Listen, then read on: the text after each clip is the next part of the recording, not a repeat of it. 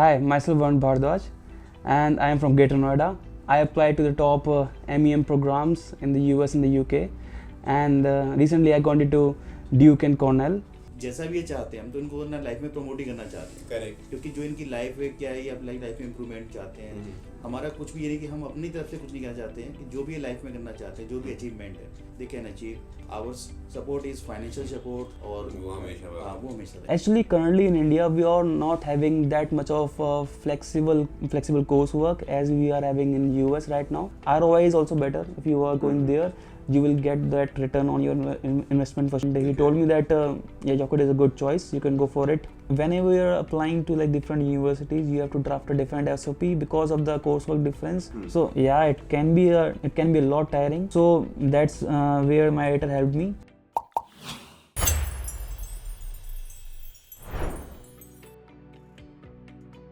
So like my journey started, like the application journey started when I was back in my bachelor's, looking for some good master's program actually. That I was having an interest in, so I searched a lot and got to know some of the top programs. And after at the time of JEE, when back then we only tried for the best and didn't get in because that was pretty much very competitive back then. So I decided I will pursue my masters from the top university. So I applied to those only. And I'm really glad I got into those because of my profile. I guess I worked really hard in my bachelor's and my work experience. So I think yeah. Apart from Cornell and Duke, I applied to Univ of Manchester, Univ of Bristol, Purdue University, Northwestern, and USC. I guess I'm still waiting for the admits, but I got currently I got from Duke, Cornell, Manchester, and Bristol. So basically, my main interest was mechanical engineering.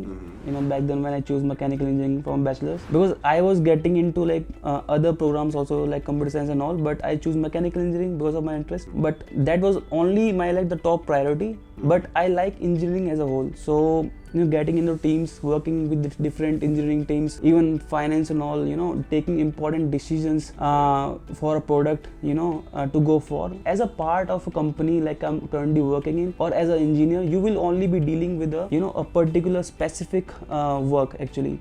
You will not be able to make those decisions that will have a greater impact. Correct. So that's why I got the interest in that. I want to build a sustainable future, developing a product with that mindset actually. Correct. So yeah, that was quite intriguing for me because I am from an oil and gas firm. We are generating a lot of pollution and all. So sustainability is the one thing that we must.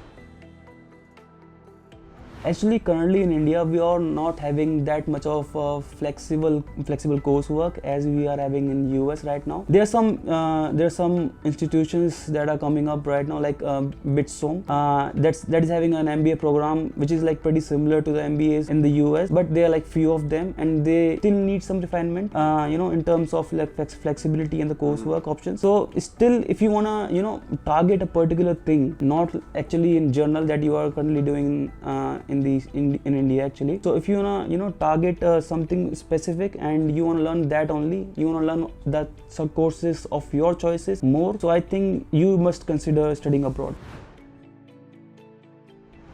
So just talking about the finances, I must tell you that AMU just costs 5K per year as a tuition fees. So that's nothing. Okay. I was spending more in petrol per month. So in terms of financial differences, it's a lot. Ivy Leagues are pretty expensive, and per year it will be costing me around 90K or something, including the tuition fees and other expenses. So I think it's pretty expensive. But yeah, ROI is also better. If you are going there, you will get that return on your investment for sure if you work hard and focus on your goal better.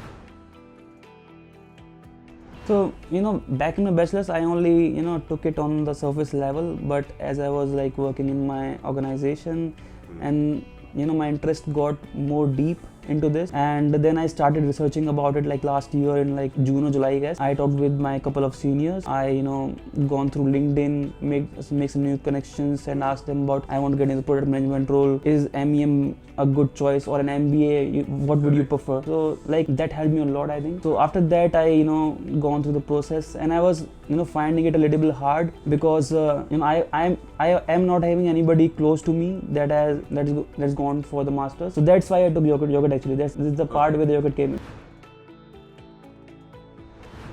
Okay, so I talked to my seniors. I told him that I don't want to get things slower. I want to get the best, and I want to take my best shot in this. So I am like thinking of getting a consultant.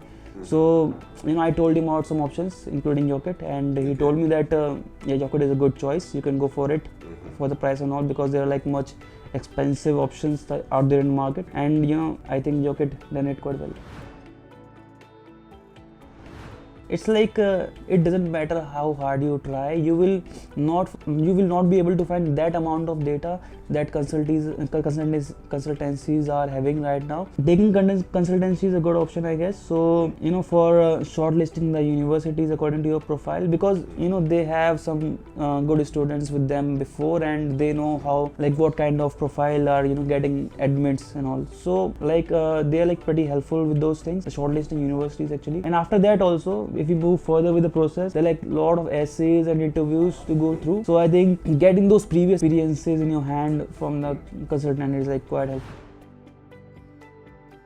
So I don't have that much time, I spend like 8.5 hours in my office and 2 hours for traveling. So I don't have that much time to go through the things with that much clarity. So Yocket helped me. I just drafted my first SOP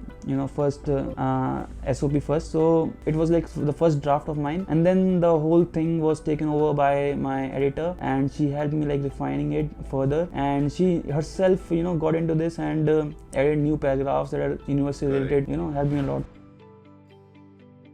Actually, like whenever you're applying to like different universities, you have to draft a different SOP because of the coursework difference. So yeah, it can be a lot tiring. So that's where my editor helped me. So I drafted a SOP which is like my main one, and then we discussed about the university specific SOPs, and we drafted in the way that our SOP is matching the university or not, university's coursework and their their mentality to choose the students. Actually they are like different for different universities. Some universities prefer GRE, some universities prefer work, some universities prefer your internship project experience. So there are like a lot of things. I'm going to miss the traffic for sure. I travel a lot in my daily life. So yeah, I will miss the traffic. Traffic teaches you a lot. You will see like different sort of interactions with the community going on. It's fun to drive actually. The second thing will be my family for sure. I will be missing them because they are, you might have friends, but you must remember that family come first, and the friends are not close at that level. You must not trust them fully. So the next thing, I think the food. I will miss that for sure. I have to cook. I never cooked myself. You never cooked? Yeah, like in Aligarh also, I have a home there. I didn't go to any house. So I was living there with my grandma and grandpa. So they took care of my food and everything. So I had never cooked. I have never been away from my home. Never been away from my family. So there's a big difference. So first of all, start as early as possible. Start drafting your SOPs, give your exams early, at least like 2 to 3 months prior of your application start, so that you can, get things pretty organized, because at the end it can be like messed up and you will lose a whole year. So that's pretty important to start as early as possible, because some universities are having some rolling admits and stuff. So it's always advised to start as early as possible. Another thing is, don't trust on like ChatGPT. I mean, that will get you some data or information like how to draft your SOP, but don't blindly follow ChatGPT. Draft your own story, tailor your own story in your SOPs. How did you get the interest and the motivation to study abroad, and in that particular program, why that university? You should look back to the life, like where it all started, and go through it again, all the life you spent, bachelor's, maybe in a childhood, like how did you get started even in this domain actually. So that will give you some perspectives that you can put in your SOP and all.